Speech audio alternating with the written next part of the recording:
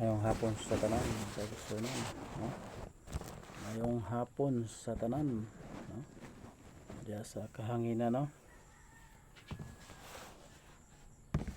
Natay sure. Kontak nas kahapon, no? Natay sure. Kontak na sa kahapon. O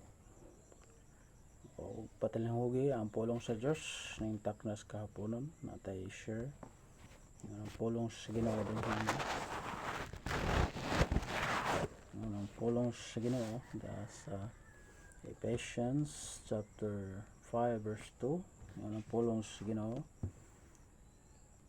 and walk in love as Christ also hath loved us and hath given himself for us an offering and sacrifice to God for a sweet smelling savor, no? Atong mensahe ning taknas kapon, no? Ang gisgot ni og paglakaw diha sa gugma, no? Ang atong title sa atong mensahe ning taknas kaponon maigsoon ni Kristo, we must walk in love with God, no? Kinahanglan magakalakaw kita diha sa gugma sa Dios tungod kay nahigugma pod ang Ginoo kanato, no?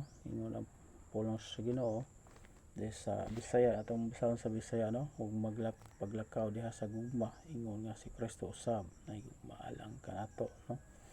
Nga naghatag sa iyang kagalingon alang kanato usa ka halad o usa ka sakripisyo ngadto sa Dios alang sa usa ka pamahimot alam yun. Wala nga ang plano sa Dios, no? Sa iyang anak sa kalibutan ug ipadala niya ang bugtong anak mo sa Kristo. Manay plano sa Dios Amahan nga ipadala ang iyang bugtong anak nga si Jesus Christ diri sa kalibutan aron sa pagluwas kanato nga usa ka makasasala ug ihata ang kagulingon. Jesus Christ mismo, no? Naghalad sa iyang kagulingon, halad sakripisyo para sa atong mga sala, no? Ngadto sa Dios mapasag-ulit ta ngadto sa Dios pinaagi ni Kristo. Sa diha nga motuo ka, no? Motuo o mosalig diha ni Kristo, maluwas ka pinaagi sa pagtuo nimo ni Jesus Christ kay siya laman ang halad, no? Wala laing halad kundi si Kristo, no? Wala nga iyang gihatag iyang kagulingon, no? Para kita maluwas, no? Mara nga nagpakamatay si Kristo dito sa Cross Calvario 2023 na amin labay nga gitanyag nga kaluwasan. Bunang ingon ang title sa atong mensahe nga kinahanglan sa diha nga naangkon nato na si Kristo, isip natong bugtong personal maluluwas ug nahimo kitang anak sa Dios. Ingon Juan 1:12, John 1:12, but as many receive him to give them power to become the sons of God, even to believe on his name, no? Sa tanan mo dawat mutuo sa iyang ngalan ang Ginoo nagahatag kaniya kagahom nga mahimo kita mga anak sa Dios, no? Sa una sa wala pa kita naluwas, no? Nahimo pa kitang anak sa yawa kay ningon diha sa John 8:44 nga atong basahon, no? Atong dalikyatan ang pulong sa Ginoo diha sa John 8:44. Ang pulong sa John 8:44. John 8:44, kamo ang inyong amahan nga mao ang yawa, ug ang mga pangibog sa inyong amahan ang inyong paghimuon. Siya usa ka mamumuno sukad pa sa sinugdan ug wala nagpuyo diha sa kamaturan tungod kay walay kamaturan diha kaniya. Sa diha nga siya nagasulti sa bakak, siya nagasulti sa iyang kagalingon kaysa usa ka bakakon nga amahan niini. Mao na nga dili ta makapangalipas sa atong kagalingon sa diha di ay nga wa pa ta naluwas na pa diha tas kangitngit kita napa nato, no? Anak pa kita sa yawa kay ingon ang pulong sa Ginoo, kamo nga inyong amahon mao ang yawa, no? Mao na nga sakit man ang pulong sa Ginoo pero atong dawaton, no? Ang pulong sa Ginoo mao na nga sa diha nga nahimo kang anak sa Dios, no? Sa diha nga mingtuo ka ug mudawat sa iyang ngalan, ang Ginoo naghatag kanimo kagahom nga pag mahimo kitang mga anak sa Dios. We are the great privilege nga nahimo kitang anak sa Dios tungod kay naana nato ang kasiguruhan sa atong kaluwasan human sa atong kinabuhi ning no, kay kita sa tagsa sa atong kagalingon mobalik magyud ta ngadto sa abog, no, kay ingon ang Ginoo sa Genesis nga abog ka gikan abog ka pauli, no, wala nga ang kamatayon na agyud nato sa tagsa sa atong kagalingon kay naindiha sa Hebrews 9:27 atong dakiklatan ang pulong sa Ginoo dahil sa Hebrews 9:27 ingon ang bilang kasulatan magsuon Hebrews 9:27 ug maingon nga kini gikatakda na ngadto sa mga tawo sa makausa mamatay apan humanini ang paghukom, no, wala nga hukman jay ang tawo, no, sa diha nga moabot na ang iyang kamatayon, no, kung hukman ka nga para impierno ka, kung kanawat ka ni Kristo nga imong maluluwas para langit ka, no, pero wala ka makadawat ni Jesus Christ sa imong Ginoong maluluwas imong kalag at hukman ka ngadto sa impierno.